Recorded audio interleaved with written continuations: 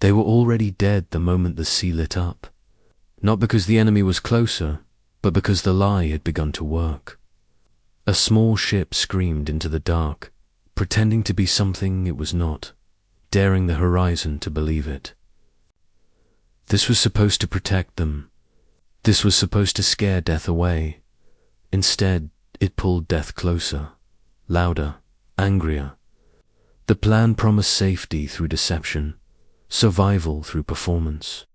But promises sink faster than steel when night starts listening. Every signal shouted confidence, while the hull shook with fear. Every second bought time for others while stealing it from itself. This was not heroism the way stories tell it. This was sacrifice dressed up as strategy. And somewhere beyond the waves, far from the spray and screams, there was a feeling quiet, buried, unspoken, that this outcome was not a surprise, that someone had already imagined this ending. So here is the question that refuses to drown. If a ship must lie to save thousands, who decides that it must die to make the lie convincing? The water was calm just long enough to feel wrong, a flat black mirror that swallowed sound and made every whisper feel too loud, until the first flash tore it open and the night began to scream back.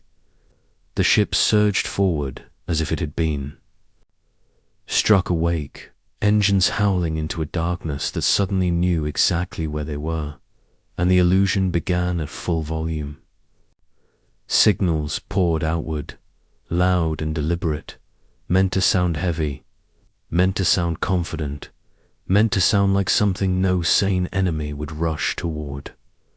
On the horizon, distant shapes hesitated, then shifted, then turned, and in that brief pause the lie did its work. Behind the destroyer, far beyond sight, thousands of men kept moving, unaware that their lives were being purchased 1 second at a time by a ship that had just volunteered to be seen. The first shells came in low and wide, tearing open the sea like claws, spraying the deck with water that felt like needles against skin already tight with fear. Sailors clung to rails and shouted into the wind, their voices ripped apart before they reached another human ear, while the ship answered the darkness again and again, louder each time, refusing to stop, refusing to sound small. The deck vibrated. Underfoot, not with confidence, but with strain, a living thing pushed beyond what it was built to pretend. Light bloomed on the horizon as return fire answered the deception. Flashes stacking on flashes until the night felt crowded, until the sea itself seemed to recoil. Someone laughed once, sharp and short, the kind of laugh that escapes when terror has nowhere else to go. Another man vomited quietly near the stern, wiped his mouth with the back of his hand, and went back to his station without a word. Then the first hit landed close enough to feel like a punch to the chest. The sound arriving after the shock, a deep tearing roar that stole breath and replaced it with heat and metal and the taste of blood. The ship shuddered but kept going, pressing forward into a tension it could no longer outrun. Every message sent outward made the illusion stronger and the danger tighter, like a noose pulled by its own hands. Somewhere below, water began to creep where it did not belong, cold fingers testing seams, while above deck the air filled with smoke so thick it felt solid, something you could lean against if you were tired enough.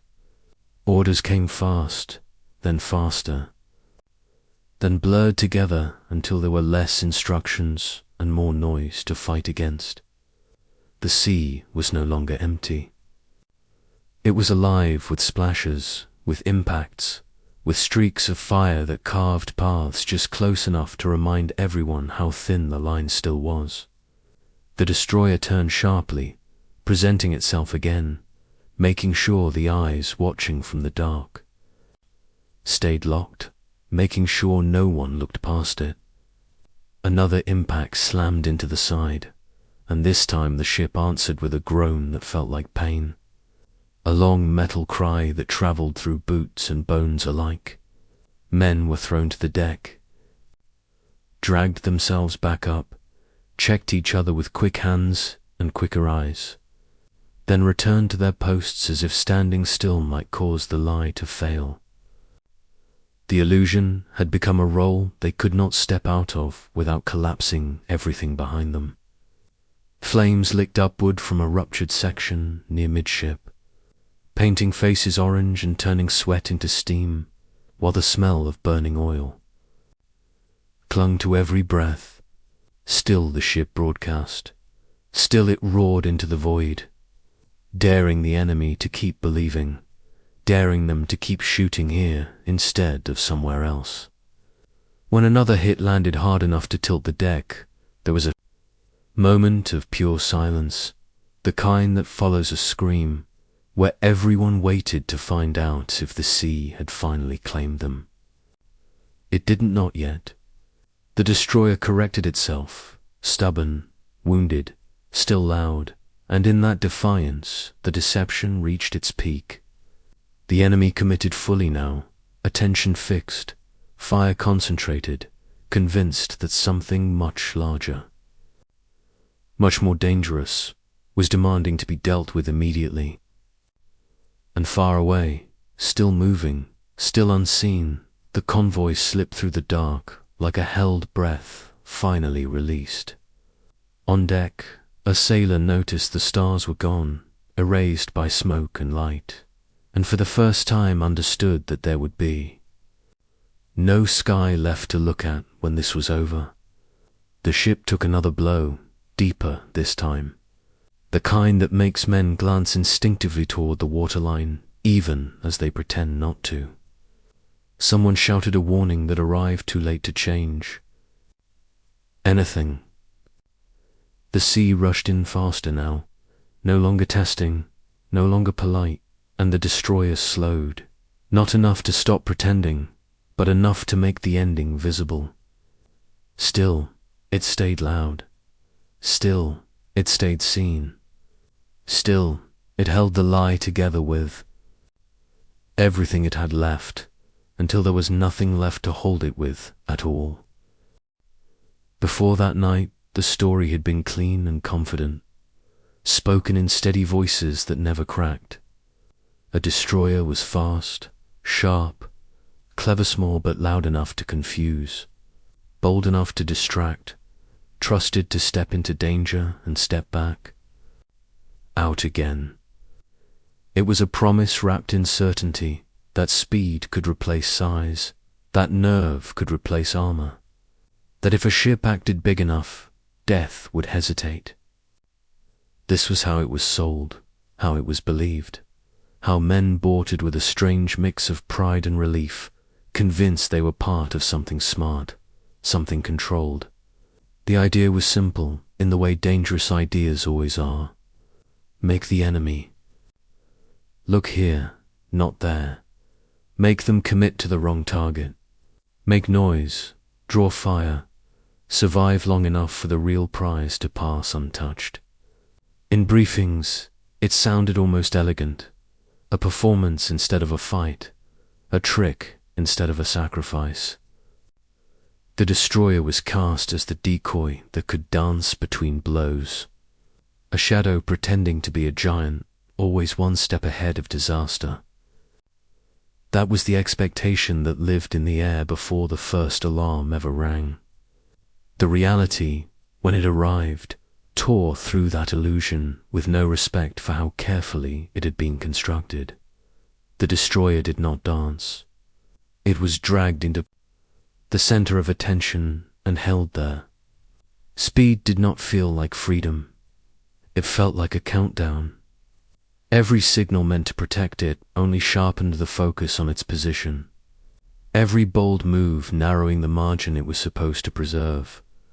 The confidence that had been promised turned out to be brittle, something that shattered under pressure instead of bending. The ship was expected to be seen without being caught, to be threatened without being punished, to invite danger without ever fully receiving it. What happened instead was that the invitation was accepted in full. The enemy did not hesitate. They leaned in. They did not doubt the illusion. They trusted it enough to respond with overwhelming force. The destroyer, meant to be a phantom, became a beacon. The expectation had been that the lie would be temporary, a momentary misdirection, a flash that could be extinguished at will. The reality was that once the lie was loud enough to matter, it could no longer be controlled. It demanded escalation. It demanded commitment. It demanded that the ship keep proving the performance, even as proving it made survival less likely. In theory, the plan framed courage as a tool, something to be used precisely, then put away. In practice, courage became a currency spent too quickly, buying minutes at the cost of certainty. The destroyer was expected to endure attention, not absorb punishment, to attract fire, not be consumed by it. But attention and punishment blurred together the moment the first shells fell close enough to feel. The promise had been that the ship's smallness was an advantage, that it could slip away when the time came. What the night revealed was that being small only meant having fewer places to hide damage, fewer seconds to absorb mistakes, fewer illusions left once the biggest one was exposed. The official story imagined the enemy as cautious, easily confused, reluctant to commit without proof. The reality was an enemy eager to destroy anything that dared to announce itself so boldly. The destroyer was supposed to be expendable only. In theory, a risk calculated so finely that loss was unlikely. But on the water, theory dissolved. The ship was asked to stand in for something larger, stronger, more protected, and the sea did not care that it was acting a part. Steel does not gain thickness from confidence. Hulls do not become heavier because men believe in them. The expectation had been that the destroyer would frighten the enemy just enough, long enough, then fade back into the dark. Mission complete, story intact.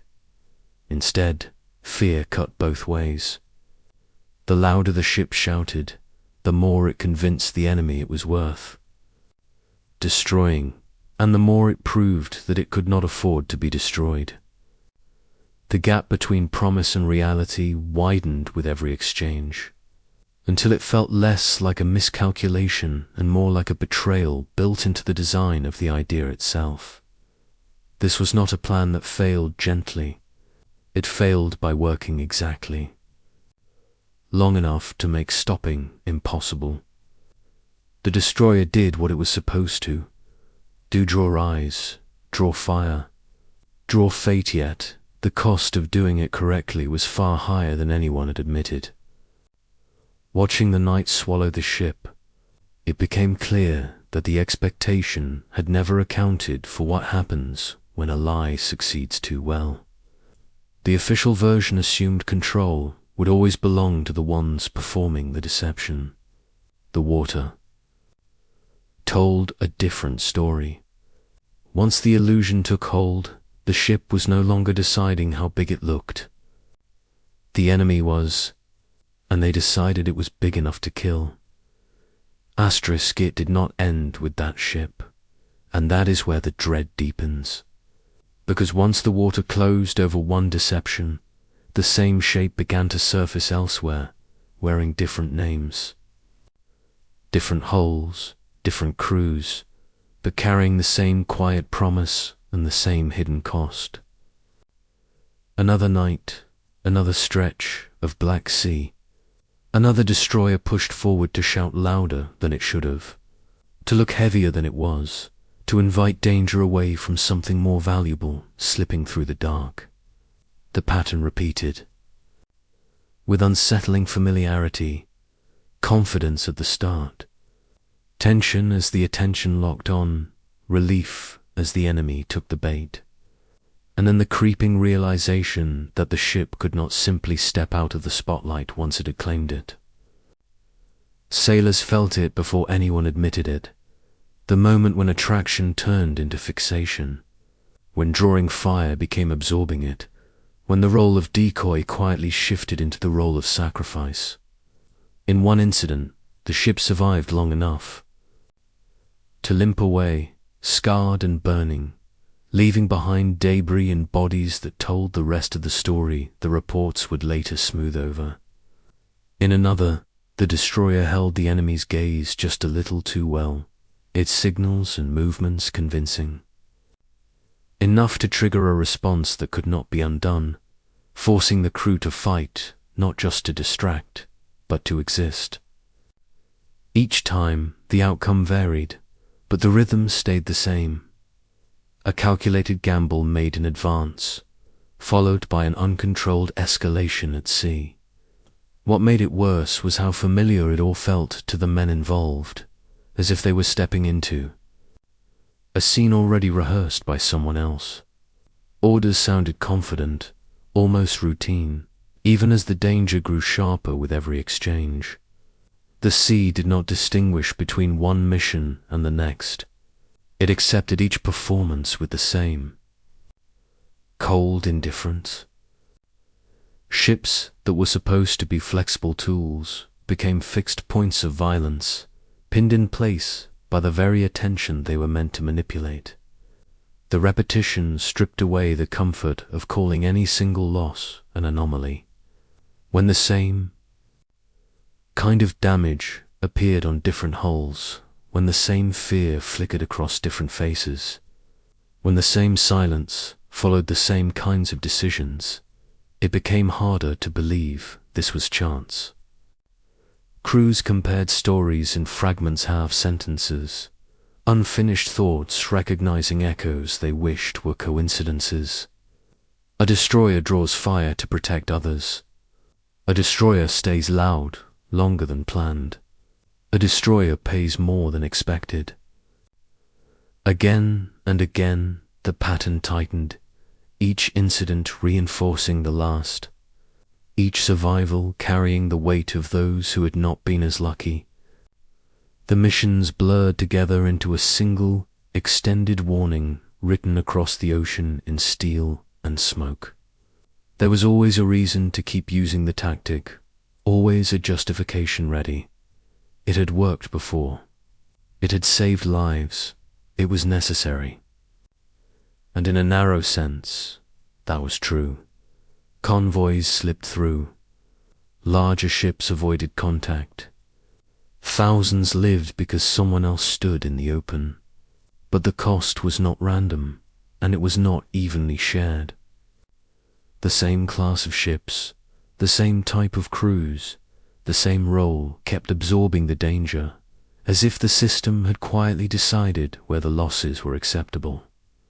The repetition carried its own kind of cruelty, because each new crew stepped aboard, believing their night might be different, that the line between attention and annihilation would hold just long enough. And sometimes it did. But the fact that it sometimes did only made the times it didn't feel more deliberate.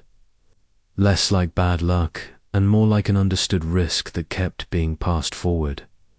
The ocean collected the evidence patiently, indifferent, to intent. With every repeated failure, the illusion that this was a one-time gamble weakened, replaced by the heavier realization that the gamble was built in, that the design of the plan required someone to stand in front of the storm and trust. It would not strike twice in the same way. But storms do not learn. They repeat. And so did this. By the time the pattern was impossible to ignore, it no longer felt like watching a series of unrelated tragedies. It felt like witnessing the same story told over and over, with minor changes. Always ending at the same edge of the water, always asking the same unspoken question. How many times can you ask the same kind of ship to die loudly before it stops being strategy and starts being habit? By the time the pattern became visible at sea, it had already existed quietly on paper, in voices lowered just enough to avoid confrontation, in doubts that never made it into the speeches, long before sailors felt the danger tightening around them. There were signals that something about this promise was unstable. Not shouted warnings, not dramatic refusals, just unease. Test results that didn't line up with confidence. Exercises where outcomes felt too close, too dependent on luck. After action notes that lingered on what almost happened instead of celebrating what didn't. The kind of concerns that are easy to shelve because they don't explode on their own. Someone noticed that once a ship drew enough attention, it could not easily give it back. Someone else questioned how long a small hull could survive being treated like a much larger threat. These thoughts did not stop the missions. They did not cancel the tactic. They were acknowledged, then filed away. The language around them mattered, phrases that suggested refinement instead of danger, adjustment instead of abandonment. No one stood up and said this would cost lives in a way that could not be controlled. Instead, silence did that work. Reports moved upward without urgency, stripped of emotion, translated into acceptable risk. Concerns were met with reassurance, with reminders of success, with the powerful argument that it had already saved lives and therefore could not be fundamentally wrong. The absence of immediate disaster was treated as proof, even as the margin for error narrowed each time it was used. When losses did occur, they were framed as the unavoidable price of action, not as evidence that the price was being quietly underwritten in advance. The warnings did not vanish, they were diluted. Each one became a footnote rather than a stop sign. And with every successful deception, it became harder to challenge the method without sounding ungrateful to the lives it had protected. The system rewarded results, not restraint. It listened more closely to victories than to discomfort. By the time the evidence could no longer be ignored, it had already been normalized. What made this moment different was not the existence of warnings, but what happened to them. They were allowed to exist without consequence. No dramatic cover-up was needed. No villain twirling intent. Just a series of choices to proceed, to delay, change, to trust that the next crew would manage what the last barely survived. Inaction became policy through repetition. The tactic continued not because no one questioned it, but because questioning it never outweighed the pressure to keep moving. And in that gap between what was known and what was done, the line between ignorance and guilt quietly dissolved. The sea did not need to judge. It only needed to wait. Asterisk when the noise finally faded. What remained were not plans or tactics, but faces that did not come home the way they had left. A destroyer is steel and engines until the moment it isn't, until it becomes a floating neighborhood. Of young men who had written letters that morning and joked about food they missed and places they swore they would see again. One sailor had talked about the sound of his hometown river, how it moved slower than the ocean, how he couldn't wait to stand near it again without feeling the deck sway under his feet. Another carried a photograph folded so many times the edges had gone soft, a reminder of a life that existed somewhere far from the smell of oil and smoke. When the illusion demanded more than they could give, it was these men who paid, not as symbols, but as bodies braced against heat, water, and fear in the chaos. Bravery did not look like speeches. It looked like hands pulling others up from the deck, like someone staying at a station they knew was becoming a trap because leaving it would mean someone else had to stand there instead. Some never heard the order to abandon ship because the noise swallowed it whole. Some heard it and hesitated just long enough to make sure the man next to them had a chance.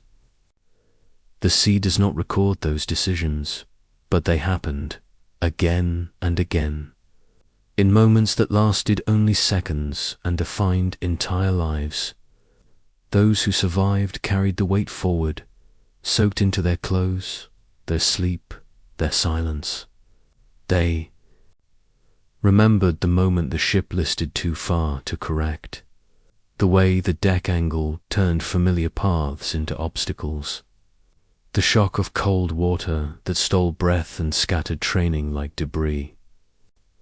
Floating in the dark, clinging to whatever would hold, they listened for voices and learned quickly how many were missing by how quiet it became. Rescue, when it came, did not feel like relief so much as dislocation, a sudden return to safety. That made the loss sharper, not softer. Back home, families received words that tried to balance pride and grief. Letters that explained enough to close a chapter, but never enough to open the truth fully. Mothers and fathers were told their sons had done their duty, that their sacrifice had meaning, that others lived because of it. All of that was true, and none of it erased the empty chair at the table. The half-finished plans, the knowledge that a decision made far away had placed a small ship in front of a storm and called it necessary. Even the lives saved by the deception carried a shadow, though most never knew it. They slept in bunks that might have been shattered, crossed waters that might have burned, unaware that somewhere behind them another crew had been asked to stand still and be seen. The cost did not end when the ship sank. It lingered in reunions where one voice was always missing. In veterans who could not explain why the sound of a sudden noise made their hands shake. In the quiet understanding among sailors that some missions were designed with an invisible line drawn through them. The tactic saved thousands, and it did so by concentrating danger onto the few. By deciding without saying it out loud that certain lives would absorb the risk so others would not have to. That is the part no report could make clean. The destroyer did not just pretend to be a battleship. It pretended that sacrifice could be precisely measured and neatly contained. The human cost proved otherwise. Flesh does not scale the way strategy does. Fear does not divide evenly. And when the water closed over the ship, it took with it not just steel, but unfinished conversations, unopened letters, and the unanswerable knowledge that courage had been asked to cover a choice that could never be shared equally. Asterisk. The sea eventually smoothed itself out, as it always does, erasing the violence with an indifference that feels almost deliberate, leaving behind nothing that could argue back. What remained was a story told carefully, trimmed of its sharpest edges, shaped to fit the idea that this was simply how things had to be. A small ship had acted big. Lives had been saved.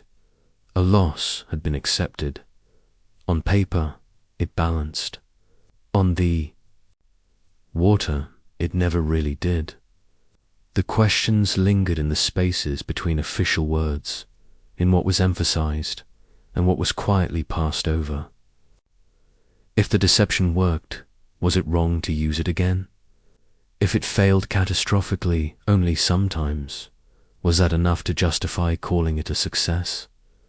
And if the danger was known, felt, discussed, documented in cautious language, when did continuing to rely on it stop being bravery and start becoming convenience? The destroyer's silence beneath the waves did not answer. It only held the memory of being asked to stand in for something it was not, of being made loud enough to matter and fragile enough to be lost. Somewhere in that silence is the unsettling possibility that this was not an exception, but a template. That the system learned not that the tactic was too dangerous, but that it was effective enough to repeat. The absence of full accountability made that lesson easier to carry forward. The men who died could not object. The men who lived were rarely invited into the rooms where decisions hardened into doctrine. And so the ocean kept its secrets, layered, over wreckage that told a foolish story to no one willing or able to hear it. The destroyer pretended to be a battleship, and the world applauded the lives saved without sitting long enough with the way they were saved. That applause fades. Quickly, the consequences do not. Somewhere out there, beneath calm water and official silence, lies the proof that success and sacrifice were braided together so tightly that pulling on one always tightened the other. And the final, chilling thought refuses to let go. If one ship was asked to die loudly so others could pass quietly, how many more were given the same role never named, never questioned, and never truly accounted for?